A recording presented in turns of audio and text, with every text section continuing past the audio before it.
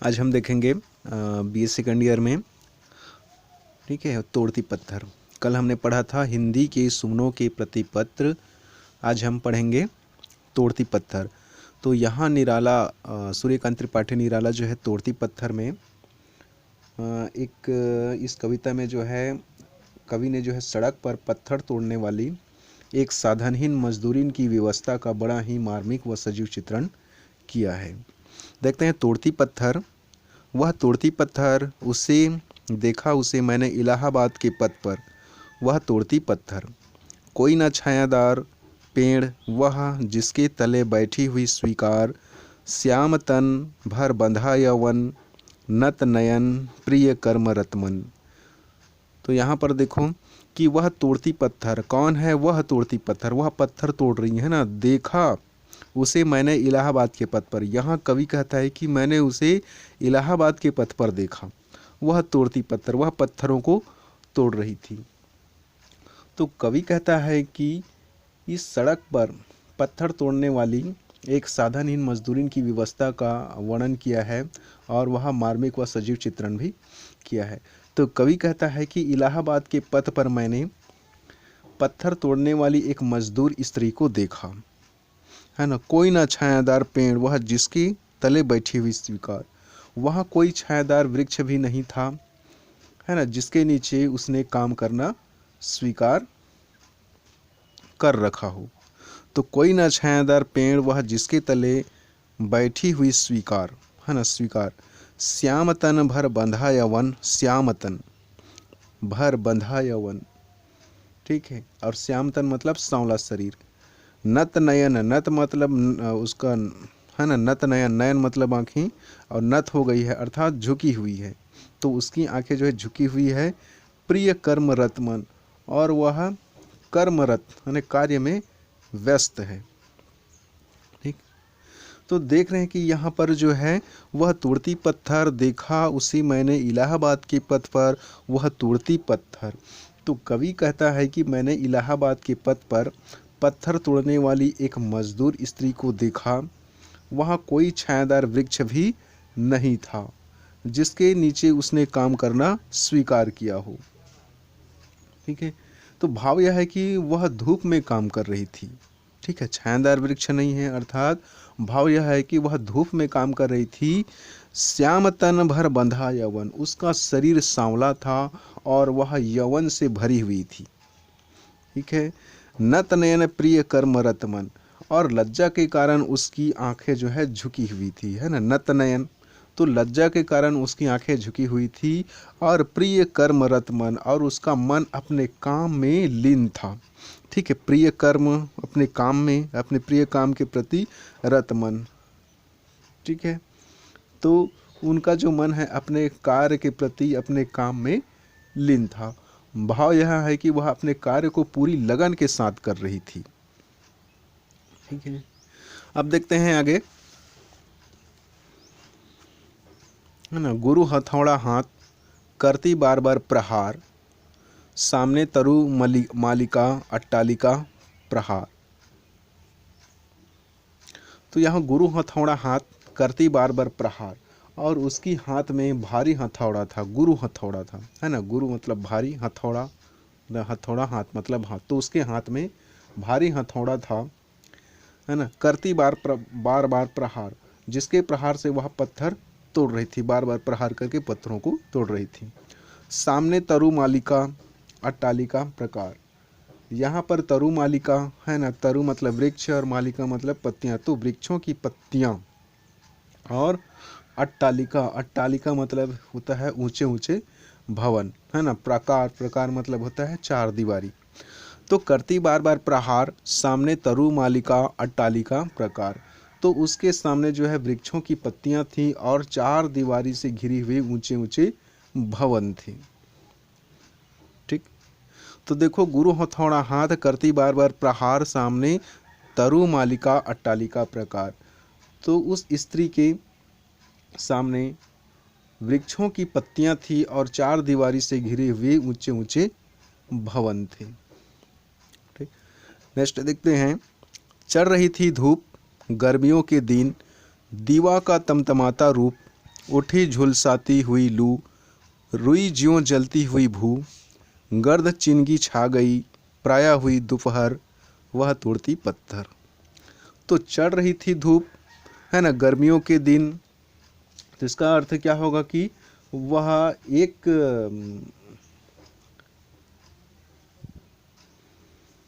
दयनीय मजदूरी के काम करने के समय का प्रकाश डाला गया है यहाँ पर।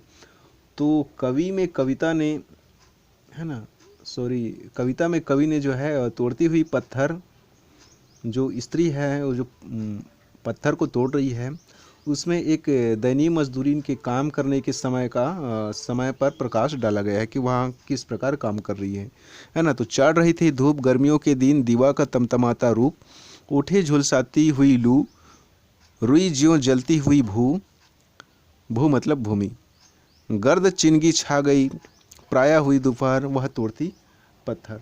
तो निराला जी एक मजदूर स्त्री की दयनीय दशा पर प्रकाश डालते हुए कहते हैं कि चढ़ रही थी धूप, अर्थात गर्मियों के दिन थे, ठीक है, चढ़ रही थी धूप, गर्मियों के दिन में धूप चढ़ रही थी, और दीवा का तमतमाता रूप, और सूर्य का तमतमाता रूप, अर्थात सूर्य तमतमा रहा था, तेज गर्मी पड़ रहा था, तेज धूप पड़ रहा था, अर्थात कठोर गर्मी थी। और उठी झुलसाती हुई लू, और गर्म लू शरीर को झुलसा रही थी, ठीक है, उठी झुलसाती हुई लू और गर्म लू शरीर को झुलसा रही थी, ठीक है। रुई ज्यों जलती हुई भू, और पृथ्वी रुई के समान जल रही थी, है ना, रुई ज्यों जलती हुई भू, भू मतलब भूमि या पृथ्वी। तो पृथ्वी जो है या भूमि जो है रुई के समान जल रही थी, ठीक है। गर्द चिनगी छा गई, और मिट्टी के कण चिंगारियों के समान चुभते थे, ठीक है। प्रायः हुई दोपहर, वह तोड़ती पत्थर, है ना, उस समय प्रायः दोपहर हो चुकी थी और वह फिर भी पत्थर तोड़ रही थी, ठीक है। तो चढ़ रही थी धूप, धूप जो है चढ़ रही थी, और कैसा चढ़ रही थी, गर्मियों के दिन थे, और धूप जो है चढ़ रही थी, मतलब आगे बढ़ रही थी, धूप जो है तेज हो रहा था, ठीक है। दीवा का तमतमाता रूप, और दीवा का अर्थात सूर्य जो है तमतमा रहा था, अर्थात अत्यधिक कठोर गर्मी थी। उठी झुलसाती हुई लू, और उठी झुलसाती हुई लू अर्थात गर्म लू शरीर को झुलसा रही थी। रुई ज्यों जलती हुई भू, और जिस प्रकार जो है धरती रुई के समान जल रही थी ताप में, है ना। गर्द चिनगी छा गई, अर्थात मिट्टी के कण जो है चिंगारियों के समान चुभते थे। प्रायः हुई दोपहर, वह तोड़ती पत्थर, है ना, और प्रायः उस समय दोपहर हो चुकी थी, फिर भी वह पत्थर तोड़ रही थी। देखते हैं, देखते देखा मुझे तो एक बार, उस भवन की ओर देखा छिन्न तार, देख कर कोई नहीं देखा मुझे उस दृष्टि से, जो मार खा रोई नहीं, सजा सहज सितार, सुनी मैंने वह नहीं जो थी सुनी झंकार, है ना, सुनी मैंने वह नहीं जो थी सुनी झंकार, एक क्षण के बाद वह कांपी सुघर, ढुलक माथे से गिरे सिकर, लीन होते कर्म में फिर ज्यों कहा मैं तोड़ती पत्थर, ठीक। तो यहाँ जो है देखते हैं कि देखते देखा मुझे तो एक बार, है ना, देखते देखा मुझे तो एक बार, उस भवन की ओर देखा छिन्न तार, ठीक है। तो यहाँ पर सूर्यकांत त्रिपाठी निराला जो है कविता तोड़ती पत्थर में, इस कविता में कवि ने मजदूर स्त्री की असहाय दशा का बड़ा ही वास्तविक चित्र अंकित किया है। तो कवि का कथन है कि उस मजदूर स्त्री ने स्वाभाविक रूप से मेरे ऊपर दृष्टि डाली, ठीक है, देखते देखा, ठीक है, देखते देखा मुझे तो एक बार, है ना, देखते देखा अर्थात कवि कह रहा है कि, है ना, मैं उसे देख रहा था, देखते देखा मुझे तो एक बार, अर्थात उस मजदूर स्त्री ने स्वाभाविक रूप से मेरे ऊपर दृष्टि डाली, ठीक है। इसके बाद उसने दुखी हृदय से उस भवन की ओर देखा, उस भवन की ओर देखा छिन्न तार, है ना। तो उसके बाद जो है क्या क्या दुखी हृदय से उस भवन की ओर देखता है, देखकर कोई नहीं, और उसने यह भी अनुभव किया कि उसके प्रति सहानुभूति प्रकट करने वाला वहाँ कोई नहीं था। देखा मुझे उस दृष्टि से जो मार खा रोई नहीं, उसने मुझे उस दृष्टि से देखा जिस दृष्टि से कोई व्यक्ति मार खाकर भी और मार न पड़ने के भय की दृष्टि से देखता है। सजा सहज सितार सुनी मैंने वह नहीं थी, है ना, वह नहीं जो थी सुनी झंकार। तो सजा सहज सितार सुनी मैंने वह नहीं जो थी सुनी झंकार। अब भाव यह है कि उस स्त्री की दृष्टि अत्यधिक करुणा से ओतप्रोत थी, भरी हुई थी।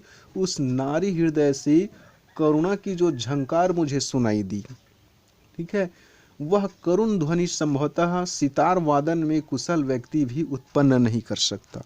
ठीक है, सजा सहज सितार, है ना, सुनी मैंने वह नहीं जो थी सुनी झंकार। तो यहाँ पर कवि कहता है कि उस स्त्री की दृष्टि अत्यधिक करुणा से ओतप्रोत थी, उस नारी हृदय से करुणा की जो झंकार मुझे सुनाई दी, ठीक है, वह करुण ध्वनि संभवतः सितार वादन में कुशल व्यक्ति भी उत्पन्न नहीं कर सकता। ठीक है, सजा सहज सितार, तो कुशल व्यक्ति भी वह उत्पन्न नहीं कर सकता। तो यहाँ पर देखो कि देखते देखा मुझे तो एक बार उस भवन की ओर देखा छिन्नतार, देख कर कोई नहीं देखा मुझे उस दृष्टि से जो मार खा रोई नहीं। सजा सहज सितार सुनी मैंने वह नहीं जो थी सुनी झंकार। तो कवि का कथन है कि उस मजदूर स्त्री ने स्वाभाविक रूप से मेरे ऊपर दृष्टि डाली, उसके बाद उसने दुखी हृदय से उस भवन की ओर देखा। उसने यह भी अनुभव किया कि उसके प्रति सहानुभूति प्रकट करने वाला कोई नहीं है, है ना, देखकर कोई नहीं देखा मुझे उस दृष्टि से। तो वह अनुभव करती है कि उसके प्रति सहानुभूति प्रकट करने वाला कोई नहीं है। उसने मुझे उस दृष्टि से देखा मुझे उस दृष्टि से वह देखी। जिस दृष्टि से कोई व्यक्ति, है ना, जो मार खाए रोई नहीं, जिस दृष्टि से कोई व्यक्ति मार खाकर भी और मार न पड़ने के भय की दृष्टि से देखता है, अर्थात उस स्त्री की दृष्टि अत्यधिक करुणा से ओतप्रोत थी। सजा सहज सितार सुनी मैंने वह नहीं जो थी झंकार। ठीक है, उस नारी हृदय से करुणा की जो झंकार मुझे सुनाई दी, वह करुण ध्वनि संभवतः सितार वादन में कुशल व्यक्ति भी उत्पन्न नहीं कर सकता। आगे देखते हैं, एक क्षण के बाद वह कापी सुघर, ढोलक माथे से गिरे सिकर, लीन होते कर्म में फिर ज्यों कहा मैं तोड़ती पत्थर। ठीक है, तो एक क्षण के बाद वह कापी सुघर अर्थात सुंदरी, ठीक है, ढोलक माथे से गिरे सिकर, ठीक है, तो ढोलक माथे से, है ना, माथे से ढुलकर गिरने वाली सिकर अर्थात पसीने की बूंद, लीन होते कर्म में फिर ज्यों कहा, और लीन होते कर्म में अर्थात व्यस्त होते अपने कर्म में, है ना, और ज्यों मतलब जैसे। तो यहाँ पर कवि निराला ने कविता तोड़ती पत्थर में जो है इससे मजदूरी की घोर परिश्रमशीलता का महत्व स्पष्ट किया है। तो एक क्षण के बाद वह कापी सुघर, ढुलक माथे से गिरे सिकर, लीन होते कर्म में फिर ज्यों कहा मैं तोड़ती पत्थर। कवि आगे कहता है कि एक क्षण के बाद वह मुझे अपनी ओर देखता देखकर वह संदेह में कापी, उसके माथे के पसीने की कुछ बूंदें गिरी। तो एक क्षण के बाद वह काफ़ी सुघर, वह सुंदरी जो है एक क्षण के लिए मुझे देखते हुए देखकर संदेह के कारण कांप गई। ढुलक माथे से गिरे सिकर, और उसके माथे के पसीने की कुछ बूंदें गिर जाती है ना, गिरती है। लीन होते कर्म में फिर ज्यों कहा मैं तोड़ती पत्थर, किंतु जल्द ही वह सहज हो गई और पुनः अपने कार्य में लग गई, अर्थात पत्थर तोड़ने लगी। कवि कहता है कि मुझे ऐसा लगा जैसे वह कह रही हो कि मैं तोड़ती पत्थर। ठीक, तो देखो कि एक क्षण के बाद वह काफी सुघर, ढोलक माथे से गिरे सिकर, लीन होते कर्म में फिर ज्यों कहा, है ना, मैं तोड़ती पत्थर। तो कवि कहता है कि एक क्षण के बाद वह मुझे अपनी ओर देखता देखकर वह संदेह कांपी और उसके माथे के पसीने से कुछ बूंदें गिरी। ठीक है, माथे से कुछ पसीने की बूंद जो है गिर जाती है, किंतु जल्द ही वह सहज हो गई और सहज होकर जो है अपने कार्य में लग गई, अर्थात वह पत्थर तोड़ने लगी। तो कवि कहता है कि मुझे ऐसा लगा जैसा वह कह रही हो। क्या कह रही हो? कि मैं तोड़ती पत्थर। ठीक, तो देखते हैं इस प्रकार तोड़ती पत्थर जो समाप्त हो जाता है। एक दृष्टि से और देख लेते हैं। वह तोड़ती पत्थर, देखा उसे मैंने इलाहाबाद के पथ पर, वह तोड़ती पत्थर। तो कवि निराला बहुत ही सरल ढंग से कविता लिखे हैं कि वह तोड़ती पत्थर, वह पत्थर जो है तोड़ रही है। कौन तोड़ रही है? देखा उसे मैंने इलाहाबाद के पथ पर, मैंने उसे इलाहाबाद के रास्ते पर देखा है, पथ पर देखा है। वह तोड़ती पत्थर, वह पत्थर तोड़ रही थी, है ना। कोई न छायादार पेड़, वह जिसके तले बैठी हुई स्वीकार, है ना। वहाँ कोई छायादार वृक्ष नहीं था जिस पर वह बैठकर, है ना, यह स्वीकार करती है। तो कवि कहता है कि देखो कोई ना छायादार पेड़, वह जिसके तले बैठी हुई स्वीकार। ठीक है, तो उसके नीचे जो काम करना स्वीकार करे, किसके नीचे? वहाँ कोई छायादार वृक्ष नहीं था, है ना। कोई ना छायादार पेड़, वह जिसके तले बैठी हुई स्वीकार, वहाँ कोई छायादार वृक्ष भी नहीं था जिसके नीचे उसने बैठकर काम करना स्वीकार किया हो। ठीक है, भाव यह है कि वह बहुत धूप थी, है ना, धूप थी, और श्याम तन भर बंधा यवन, और उसका शरीर जो है सांवला था, और वह रूप, है ना, वह रूप यवन से भरी हुई थी। नत नयन प्रिय कर्म रत मन, और उसका मन अपने काम में लीन था। ठीक है, भाव यह है कि वह अपने कार्य को पूरी लगन के साथ कर रही थी। गुरु हथौड़ा हाथ करती बार बार प्रहार, सामने तरु मल्लिका अट्टालिका प्रकार। उसके हाथ में भारी हथौड़ा था, गुरु हथौड़ा था, है ना, भारी हथौड़ा था, जिसके प्रहार से वह बार बार पत्थरों को तोड़ रही थी। ठीक है, सामने तरु मालिका अट्टालिका प्रकार, और सामने उसके वृक्षों की पत्तियां थी, और वह चार दीवारी से घिरे हुए ऊंचे भवन थे। चढ़ रही थी धूप, गर्मियों के दिन, दीवा का तमतमाता रूप, उठी झुलसाती हुई लू, रुई ज्यों जलती हुई भू, गर्द चिंगी छा गई, प्राय हुई दोपहर, वह तोड़ती पत्थर। ठीक है, चढ़ रही थी धूप, गर्मियों के दिन, दीवा का तमतमाता रूप। तो यहाँ पर कवि कहता है कि धूप जो है चढ़ रही थी, गर्मियों के दिन थे, और दीवा का रूप जो है तमतमा रहा था, अर्थात सूर्य जो है तमतमा रहा था, तेज पड़ रहा था, कठोर गर्मी थी। तो गर्म लू शरीर को झुलसा रही थी, है ना, उठी झुलसाती हुई लू, रुई ज्यों जलती हुई भू, और गर्म लू शरीर को झुलसा रही थी, पृथ्वी रुई के समान जल रही थी। ठीक है, और गर्द चिंगी छा गई, प्राय हुई दोपहर, वह तोड़ती पत्थर, और मिट्टी के कण चिंगारियों के समान चुभते थे। उस समय प्रायः दोपहर हो चुकी थी। देखते हैं, देखते देखा मुझे तो एक बार, उस भवन की ओर देखा छिन्न तार, है ना, देखकर कोई नहीं, देखा मुझे उस दृष्टि से, जो मार खा रोई नहीं, है ना, सजा सहज सितार, सुनी मैंने वह नहीं जो थी सुनी झंकार। तो कवि कहता है कि, है ना, स्वाभाविक रूप से उस स्त्री ने स्वाभाविक रूप से मेरे ऊपर दृष्टि डाली, और उसके बाद उसने दुखी हृदय से उस भवन की ओर देखा। ठीक है, छिन्न तार, है ना, एक छिन्न भाव से, दुखी हृदय से जो है उस भवन की ओर देखा। उसने यह अनुभव किया कि उसके प्रति सहानुभूति करने वाला वहाँ कोई नहीं है। उसने मुझे उस दृष्टि से देखा। ठीक है, उस दृष्टि से देखा, जिस दृष्टि से कोई व्यक्ति जो है मार खा रोई नहीं, और मार न पड़ने के भय की दृष्टि से देखता है। अर्थात उस स्त्री की दृष्टि अत्यधिक करुणा से ओतप्रोत थी, भरी हुई थी। सजा सहज सितार, सुनी मैंने वह नहीं जो थी सुनी झंकार।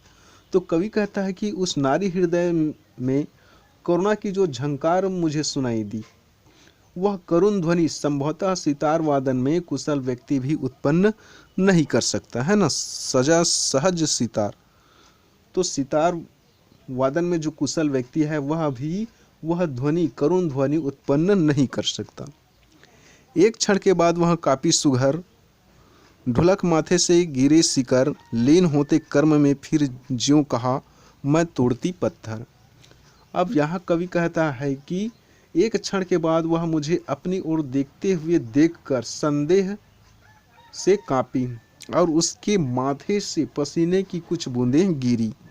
ठीक है, किंतु जल्द ही वह सहज होकर अपने काम में पुनः लग गई, है ना। लीन होते कर्म में फिर ज्यों कहा, और अपने कार्य में लग गई, अर्थात पत्थर तोड़ने लगी। तो कवि कहता है कि मुझे ऐसा लगा, कैसा लगा, जैसे वह कह रही हो, क्या कह रही हो, कि मैं तोड़ती पत्थर। ठीक, आगे देखते हैं नेक्स्ट कविता निराला जी की। राजे ने अपनी रखवाली की। मैं जो राजे है वो अपनी रखवाली कैसे करती है। तो राजे ने अपनी रखवाली की, किला बनाकर रहा, बड़ी बड़ी फौजें रखी, चापलूस कितने सामंत आए। ठीक है, तो यहाँ पर देखो फौजें, फौजें मतलब सेना, और सामंत है ना, सामंत अर्थात होता है मंत्री। तो राजे ने अपनी रखवाली की, किला बनाकर रहा, बड़ी बड़ी फौजें रखी, चापलूस कितने सामंत आए। यहाँ पर महाकवि निराला जो है विरचित राजे ने अपनी रखवाली की कविता से लिया गया है। इसमें महाकवि ने राजा के स्वार्थपन और उसके प्रशंसकों का सहज उल्लेख करते हुए कहा है। अब जो राजा है उसके स्वार्थ से भरा हुआ है, और उसे प्रशंसकों का भी सहज उल्लेख करते हुए कवि क्या कहता है कि राजे ने अपनी देखभाल के लिए अनेक प्रबंध किए। तो राजे ने अपनी रखवाली की, किला बनाकर रहा, है ना। कौन किला बनाकर रहा? राजा। बड़ी बड़ी फौजें रखी, और बड़ी बड़ी फौजें भी रखी है ना। चापलूस कितने सामंत आए। तो कवि कहता है कि राजा ने अपनी देखभाल के अनेक प्रबंध किए, उसके लिए बहुत मजबूत और सुंदर किला बनवाया और उसमें रहने लगा। उस किले में उसने बड़ी बड़ी शक्तिशाली सेना रखी। उस राजा के पास अनेक उसके प्रशंसक कविगण आए, और कितने ही अनेक मंत्री भी आए, अर्थात सामंत भी आए। ठीक है, आगे देखते हैं।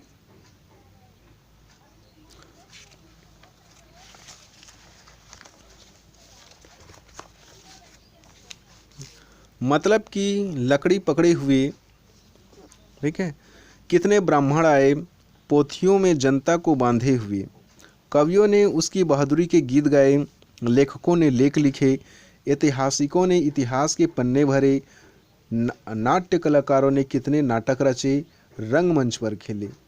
जनता पर जादू चला, राजे के समाज का, लोक नारियों के लिए रानियां आदर्श हुई, धर्म का बढ़ावा रहा धोखे से भरा हुआ, लोहा बजा धर्म पर, सभ्यता के नाम पर, खून की नदी बही, आँख कान मूंद कर जनता ने डुबकियाँ ली, आँख खुली राजे ने अपनी रखवाली की। ठीक है, तो आगे देखते हैं कि, है ना, उनके पास ऐसे अनेक मंत्री भी आ जाते हैं, और उनके पास अपने अपने स्वार्थों की लकड़ी पकड़े हुए आते हैं। मतलब कि लकड़ी पकड़े हुए। तो ऐसे ही अनेक सामंत आए, और सभी उसके पास अपने अपने स्वार्थ की लकड़ी पकड़े हुए आए। उस राजा के पास अनेक ब्राह्मण पंडित गण भी आए, है ना। कितने ब्राह्मण आए? पोथियों में जनता को बांधे हुए। तो उस राजा के पास जो है अनेक ब्राह्मण पंडित गण भी आए। उन्होंने राजा और उसकी प्रजा के विषय में अनेक प्रकार के शास्त्रों का आधार लेकर उसकी खूब बढ़ा चढ़ाकर प्रशंसा की। ठीक, तो कितने ब्राह्मण आए, पोथियों में जनता को बांधे हुए, कवियों ने उसकी बहादुरी के गीत गाए। आप देखते हैं कि इसी प्रकार से आए, है ना, कविगण भी उसकी भूरी भूरी प्रशंसा भरे गीत सुनाए हैं। तो कवियों ने उसकी बहादुरी के गीत गाए। तो कवियों ने भी क्या किया? उसकी भूरी भूरी मतलब अत्यधिक प्रशंसा किया। और उसके पास अनेक ऐसे लेखक गण भी आए थे, है ना। लेखकों ने लेख लिखे। तो उनके पास, किनके पास? उस राजा के पास ऐसे अनेक लेखक गण भी आए थे, जिन्होंने क्या किया? उसकी प्रशंसा में बहुत बड़े बड़े ग्रंथ लिखे, है ना। ऐतिहासिकों ने इतिहास के पन्ने भरे। और इसी प्रकार इतिहासकारों ने भी क्या किया? ऐतिहासिक ग्रंथों को उसकी प्रशंसा में अनेक ग्रंथ लिखे। और देखते हैं कि नाट्य कलाकारों ने कितने नाटक रचे, और नाट्य कलाकारों ने न जाने कितने अर्थात बेशुमार नाटकों का अभिनय उस राजा की महिमा को बढ़ा चढ़ाकर सिद्ध करने में रंगमंच पर नाटक किए, रंगमंच पर खेले, अर्थात रंगमंच पर नाटक किए।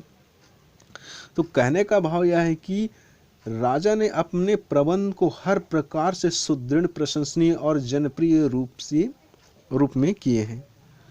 ठीक है, देखते हैं आगे, है ना। जनता पर जादू चला राजे के समाज का, लोक नारियों के लिए रानियां आदर्श हुई, धर्म का बढ़ावा रहा धोखे से भरा हुआ, लोहा बजा धर्म पर, सभ्यता के नाम पर खून की नदी बही, आंख कान मूंदकर जनता ने डुबकियां ली, आंख खुली राजे ने अपनी रखवाली की। तो यहाँ पर देखते हैं कि राजा ने अपनी राज्य व्यवस्था करके जनता पर अपना ऐसा जादू चलाया। ठीक है, जनता पर जादू चला राजे के समाज का। तो राजा ने अपनी राज्य व्यवस्था करके जनता पर अपना ऐसा जादू चलाया कि वह उसके स्वार्थपन राज्य व्यवस्था को बिल्कुल ही भूल गया। ठीक है, लोक नारियों के लिए रानियां आदर्श हुई और राजा और रानी को जनता ने अपना आदर्श मान लिया, है ना। लोक नारियों के लिए रानियां आदर्श हुई, राजा और रानी को जनता ने अपना आदर्श मान लिया और उन सभी दोनों की राजा के दरबारी के समान भूरी भूरी प्रशंसा करने लगे। ठीक है, धर्म का बढ़ावा रहा धोखे से भरा हुआ, लोहा बजा धर्म पर, सभ्यता के नाम पर। उधर राजा ने पूरे राज्य भर में धर्म का ढोंग फैलाकर, है ना, लोहा बजा धर्म पर, सभ्यता के नाम पर। तो उधर क्या होता है कि है ना, राजा ने पूरे राज्य भर में धर्म का ढोंग फैलाकर अपनी जनता को गुमराह करता रहा और उसी तरह सभ्यता के नाम पर भी अपनी जनता को गुमराह किया, है ना। लोहा बजा धर्म पर, सभ्यता के नाम पर। ठीक, खून की नदी बही और जनता ने धर्म और सभ्यता के नाम पर खून की नदियां बहा दी।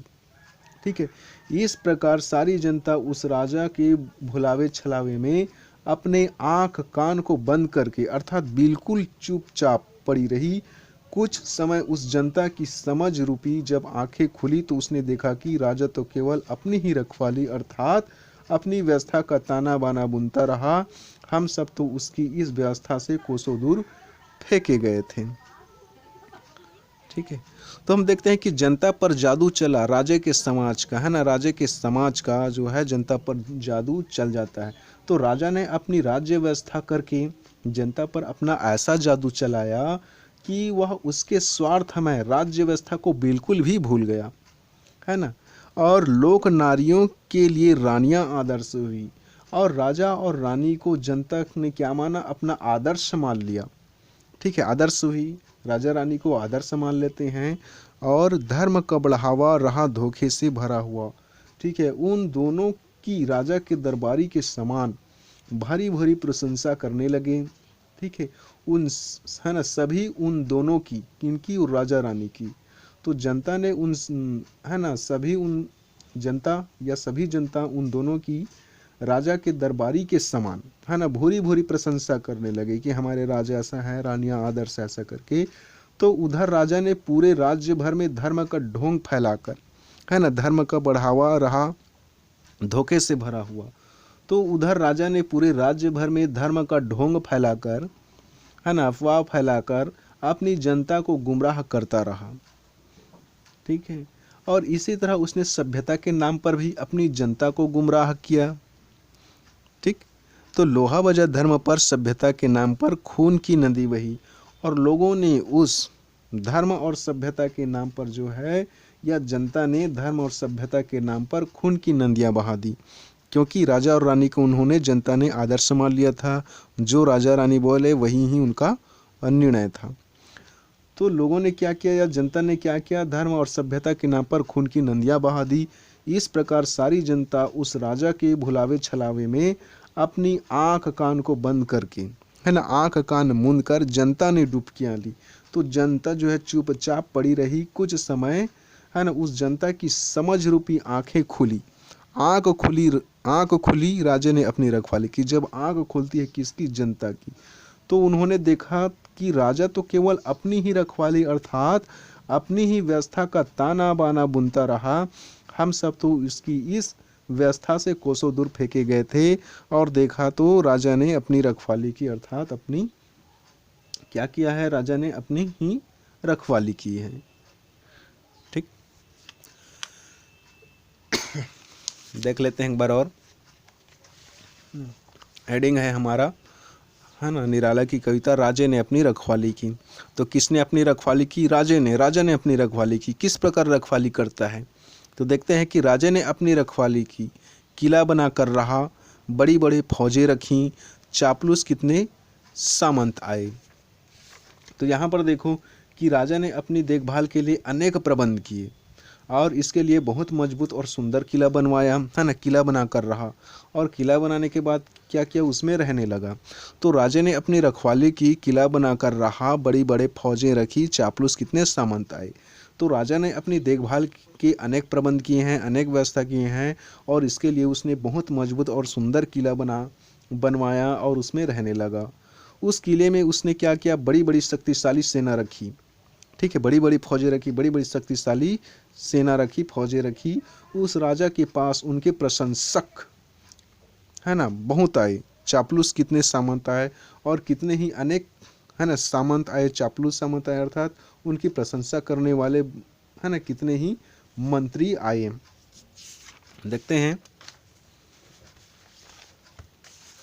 मतलब की लकड़ी पकड़े हुए, है ना, और वे सब मतलब की लकड़ी पकड़े हुए थे, अर्थात, है ना, सभी अपने स्वार्थ सिद्धि के लिए आए थे। तो मतलब की लकड़ी पकड़े हुए कितने ब्राह्मण आए, पोथियों में जनता को बांधे हुए, कवियों ने उसकी बहादुरी के गीत गाए, लेखकों ने लेख लिखे, ऐतिहासिकों ने इतिहासों के पन्ने भरे, नाट्य कलाकारों ने कितने नाटक रचे, रंगमंच पर खेले। अब मतलब की लकड़ी पकड़े हुए कितने ब्राह्मण आए। ठीक है, इसी प्रकार जो है अनेक प्रकार के शास्त्रों का आधार लेकर जो है ब्राह्मण पंडित गण भी आए और उन्होंने राजा और प्रजा के विषय में अनेक जो है शास्त्रों का आधार लेकर उनकी खूब बढ़ा चढ़ाकर किया गया प्रशंसा की, है ना। इसी प्रकार से आए थे। इसी प्रकार से उनके अनेक कविगण भी उनकी भूरी भूरी प्रशंसा की, प्रशंसा से भरे गीत सुनाए थे। कवियों ने उसकी बहादुरी के गीत गाए। किनके बहादुरी के? उसकी बहादुरी के, राजा के बहादुरी के। तो कविगण उसकी भूरी भूरी प्रशंसा भरे गीत सुनाए और ऐसे अनेक लेखक गण भी आए थे, है ना। लेखकों ने लेख लिखे और ऐसे ही अनेक लेखक गण भी उसके पास आते हैं और जिन्होंने उसकी प्रशंसा में बहुत बड़े ग्रंथ लिखकर राजा को भेंट दिए। ऐतिहासिकों ने इतिहास के पन्ने भरे, अर्थात इसी प्रकार से इतिहासकारों ने ऐतिहासिक ग्रंथों को उनकी प्रशंसा में ही लिखे। फिर नाट्य कलाकारों ने कितने नाटक रचे और नाट्य कलाकारों ने न जाने कितने, अर्थात बेशुमार नाटकों का अभिनय उस राजा की महिमा को बढ़ा चढ़ाकर सिद्ध करने पर रंगमंच पर प्रस्तुत किए। कहने का भाव यह है कि राजा ने अपने प्रबंध को हर प्रकार से सुदृढ़, प्रशंसनीय और जनप्रिय रूप में किए हैं। जनता पर जादू चला राजे के समाज का, लोक नारियों के लिए रानियां आदर्श हुई, धर्म का बढ़ावा रहा धोखे से भरा हुआ, लोहा बजा धर्म पर, सभ्यता के नाम पर, खून की नदी बही, आंख कान मूंद कर जनता ने डुबकियां ली, राज आंख खुली, राजे ने अपनी रखवाली की। तो जनता पर जादू चला, है ना, जनता पर जादू चला किसका? राजे के समाज का। तो राजा ने अपनी राज व्यवस्था करके जनता पर ऐसा जादू चलाया कि वह उसके स्वार्थ में राज्य व्यवस्था को बिल्कुल ही भूल गया। ठीक है, लोक नारियों के लिए रानियां आदर्श हुई और राजा और रानी को जनता ने अपना आदर्श मान लिया। उन सभी, है ना, सभी उन दोनों की राजा के दरबारी के समान भूरी भूरी प्रशंसा करने लगे और जनता भी, है ना, क्या क्या, राजा रानी को अपना आदर्श मान लेते हैं और आदर्श मानकर उन सभी ने उन दोनों की, है ना, राजा रानी की राजा के दरबारी के समान, दरबारियों के समान, जितने भी चापलूस के समान भूरी भूरी प्रशंसा करने लगे थे। ठीक है, अब इधर देखते हैं कि धर्म का बढ़ावा रहा धोखे से भरा हुआ, लोहा बजा धर्म पर, सभ्यता के नाम पर। तो उधर राजा ने पूरे राज्य भर में धर्म का ढोंग फैलाकर अपनी जनता को गुमराह करता रहा, उसी तरह अपने सभ्यता के नाम पर भी जनता को गुमराह किया। ठीक है, जनता ने धर्म और सभ्यता के नाम पर खून की नदियां बहा दी। भाई हमारे जो राजा रानी जो कह रहा है वही आदर्श है, वही सत्य है। ठीक है, तो लोगों ने क्या किया, जनता ने क्या किया, है ना, धर्म और सभ्यता के नाम पर खून की नदियां बहा दी। इस प्रकार सारी जनता उस राजा के भुलावे छलावे में अपने आँख कान को बंद करके, अर्थात सत्य का बिना ही अनुमान लगाए, अर्थात बिल्कुल चुपचाप पड़ी रही। और कुछ समय जब जनता की समझ रूपी जब आँखें खुली, है ना, आँख खुली, कुछ समय पश्चात जब जनता की समझ रूपी आँखें खुली तो उसने देखा, किसने देखा? जनता ने देखा, राजा ने अपनी रखवाली की, अर्थात राजा तो केवल अपनी ही रखवाली अर्थात अपनी ही व्यवस्था का ताना बाना बुनता रहा और हम सब तो इसकी व्यवस्था से कोसों दूर फेंके गए थे।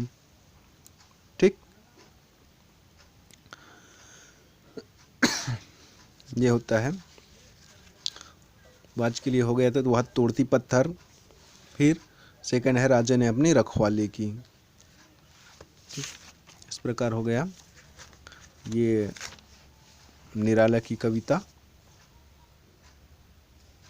इस प्रकार से हम देखते हैं कि सूर्यकांत त्रिपाठी निराला जो 1896 और 1961 में इनका जन्म था, है ना। तो इनकी कविता जो पढ़ चुके हैं, सखी बसंत आया, वरदे वीणा वादनी वरदे पढ़ चुके हैं, हिंदी के सुमनों के प्रति पत्र ये भी कंप्लीट, तोड़ती पत्थर ये भी आज कंप्लीट है, और राजा ने अपनी रखवाली की ये भी आज कंप्लीट है।